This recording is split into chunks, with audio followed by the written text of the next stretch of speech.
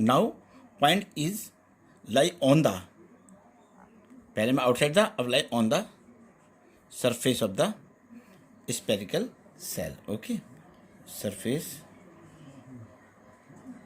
Of spherical shell. ठीक है ना. अब पॉइंट कहाँ लाई कर रहा है? अब now point lie on the surface of the spherical shell. Okay, क्या लिखा मैंने? When point lies on the surface of the spherical shell. पहला पॉइंट क्या था कि point lies outside the spherical shell. अब क्या है? On the surface of the spherical shell. ध्यान से सुनते रहना. What is this? This the spherical shell. Radius क्या है इसकी? आर है. सेंटर क्या है? ओ है. अब जिस पॉइंट पर फाइंड करना वो क्या हमारा यहाँ पर है आर. ये पॉइंट पी हो गया. चार्ज हमने क्यू दिया इसको, ये स्प्रेड हो गया इस पर. हमने क्या करा? इसके चारों क्या सपोज कर लिया? एक एलिमेंट्री एरिया ds कर दिया. और इस पर इलेक्ट्रिक फील्ड की डायरेक्शन क्या होगी? हमेशा आउटवर्ड्स होगी. Both will be in same direction. तो electric flux passing through this small element area d phi equal to vector E dot vector d s, both lie in the same direction. तो E d s cos zero हो गया. Cos zero value 1 होती है.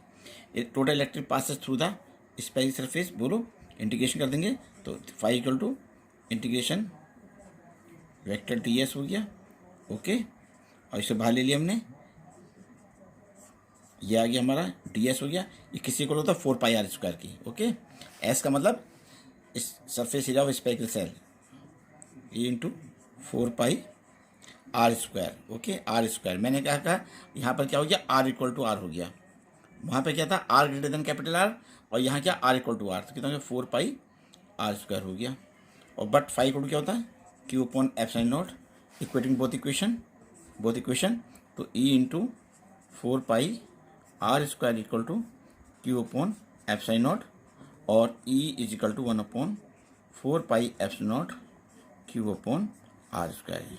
Okay, you should mind here that small r equal to capital R. पहले वाली condition क्या? When point P lies outside the spherical shell. यहाँ पे क्या है? When point P lies on the surface of the spherical shell. और तीसरी condition में है when the point lies inside the spherical shell. अब इनसाइड द स्पेरिकल सेल की बात करते हैं. देखिए, अब यहाँ पे लिख दोगे इनसाइड. यहाँ लिख दिया मैंने inside the spherical shell. Okay, ये आपका सेल है. अब पॉइंट ये हमारा कैपिटल आर हो गया. ओके, ये आपका आ गया. पॉइंट यहाँ पर लाई कर रहा है स्मॉल आर पर. अब देखिए यहाँ पर, अब यहाँ पे प्लस क्यू तो इसे दिया आपने. ओके, अब पॉइंट यहाँ पर हमारा. ठीक है ना. अब हम इसके लिए ठीक वही फॉर्मूला लाएंगे.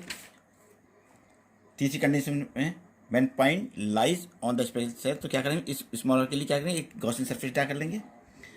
ओके, लाओ formula. Electric flux passing through the small area element vector d s. ला ली इसको. वही सेम प्रोसीजर है. D phi equal to vector E dot vector d s equal to E d s cos zero. Cos zero value 1 होती है. Electric flux passing through the whole area. तो 5 टू कितना हो गया? ई सफिड. Okay, E into 4 pi r square ले लिया. बट गॉस थ्योरम क्या कहती है?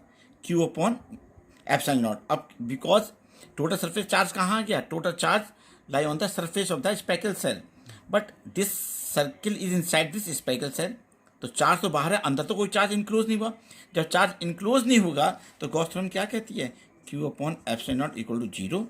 और 0 equal to E into 4 pi r square. So E is equal to 0. तो क्या देखा हमने? इनसाइड द स्पेरिकल सेल हमेशा इलेक्ट्रिक फील्ड क्या होती है? 0 होती है. ठीक है ना.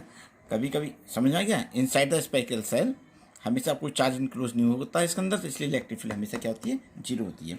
कभी कभी क्वेश्चन ये भी पूछ लेते हैं आपके साथ कि ड्रा द ग्राफ ऑफ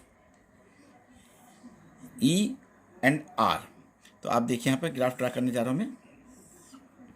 देखिए, ये ई हो गया, ये आपका आर हो गया. ध्यान से देखना.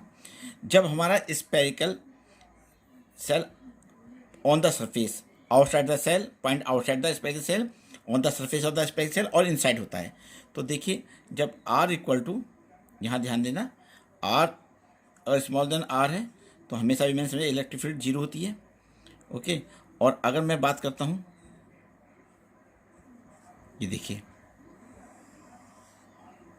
यहाँ ध्यान दीजिए, ई डायरेक्टली प्रोपोर्शनल टू 1/r²। ये वाला ग्राफ कौन सा होगा, जब r greater than capital R होता है। ये वाला ग्राफ क्या होगा, यहाँ पे ई मैक्सिमम कहलाता है, ये ई मैक्सिमम, ओके, क्योंकि यहाँ पर आर इक्वल टू आर लेते हैं। और अगर लेस देन होगा तो इनसाइड द स्पेरिकल सेल, अगर point inside the spherical shell है तो इलेक्ट्रिक फील्ड कितनी होती है, 0। और अगर सरफेस पर लाई करेगा तो इलेक्ट्रिक फील्ड किससे इक्वल हो जाएगी, E equal to 1/4πε0 Q/r², where capital R is the radius of the spherical shell. When point P lies outside the spherical shell, उस डिस्टेंस को हमने क्या सपोज किया, small r is greater than capital R. तो वहाँ पर हम formula लाएंगे, E equal to 1/4πε0 Q/r²। This is the graph between the E and R when point lies inside the spherical cell, on the surface of the spherical cell, or outside the spherical of the